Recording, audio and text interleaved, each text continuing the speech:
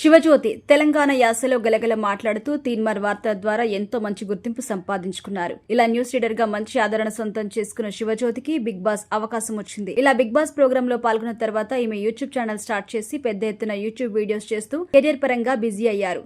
అలాగే పలు బుల్లితెర ప్రోగ్రామ్స్ తో పాల్గొంటూ సందడి చేస్తున్నారు. ఇకపోతే తాజాగా శివజ్యోతి తన భర్త గంగులీతో కలిసి సుమా వ్యాఖ్యాతగా వ్యవహరిస్తున్న సుమా అడ్డ అనే ప్రోగ్రామ్ కు వచ్చింది. తాజాగా ఈ ప్రోగ్రామ్ కి సంబంధించి ప్రోమో రిలీజ్ చేశారు. ఈ ప్రోగ్రామ్ కి మరో 2 బుల్లితెర జంటలు కూడా హాజరయ్యారు. ఇక సుమా హోస్ట్ గా ఉంటున్నారు అంటే ఆటపాటలతో ఆ ప్రోగ్రామ్ కొనసాగుతుందనే విషయం తెలిసిందే. ఇక ఈ ప్రోమోలో కూడా ఈ 3 జంటలతో సుమా ఎప్పటిలాగానే సరదాగా ఆటలాడిస్తూ ఫన్ క్రియేట్ చేశారు. అయితే చివరిలో సుమా శివజ్యోతిని ప్రశ్నిస్తూ మీ మీద ఏదైనా ఎలిగేషన్ వస్తే మీరు ఎలా సమాధానం చెప్తారు అంటూ ప్రశ్న వేశారు. ఈ ప్రశ్నకి శివజ్యోతి సమాధానం చెప్తూ ఈ విషయం గురించి నేను కాస్త సీరియస్ గానే చెప్పాలనుకుంటున్నాను అంటూ కొంతమందికి కౌంటర్ ఇస్తూ ఛాలెంజ్ విసిరారు. వాడు బతకడానికి నాపై లేనిపోని ఎలిగేషన్స్ వేస్తున్నాడు, నేను హైదరాబాద్ లోనే ఉంటాను అంటూ ఈమె మాట్లాడారు. అయితే ఈ మాటలను మనకు వినకుండా మ్యూట్ చేశారు. ఇక శివజ్యోతి మాటల్ని బట్టి చూస్తుంటే ఖచ్చితంగా ప్రపంచ యాత్రికుడు అన్వేష్ గురించి మాట్లాడారని స్పష్టమవుతుంది. ఇటీవల కాలంలో అన్వేష్ తన యూట్యూబ్ ఛానల్ ద్వారా ఎంతో మంది యూట్యూబర్స్ పై, సెలబ్రిటీస్ పై బెట్టింగ్ యాప్ ఎలిగేషన్స్ కూడా చేశారు. ఎంతో మంది యూట్యూబర్లు బెట్టింగ్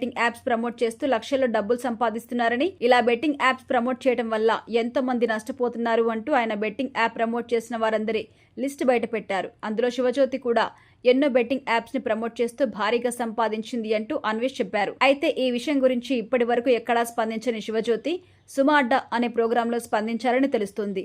మరి ఈ ఘటన గురించి శివజ్యోతి ఇంకా ఎలాంటి విషయాలు మాట్లాడారు అనే విషయం తెలియాలంటే పూర్తిగా ఎపిసోడ్ ప్రసారం అయ్యే వరకు ఎదురు చూడాల్సిందే. ఇక ఈ ప్రోగ్రాం పూర్తి ఎపిసోడ్ ఆదివారం సాయంత్రం ప్రసారం కాబోతుంది. ఇలా అందరి గురించి లేనిపోని వ్యాఖ్యలు చేస్తూ వీడియోస్ బయటపెట్టి ఆ వీడియోల ద్వారా డబ్బులు సంపాదిస్తున్నారన్న ఉద్దేశంతో శివజ్యోతి మాట్లాడారని తెలుస్తుంది.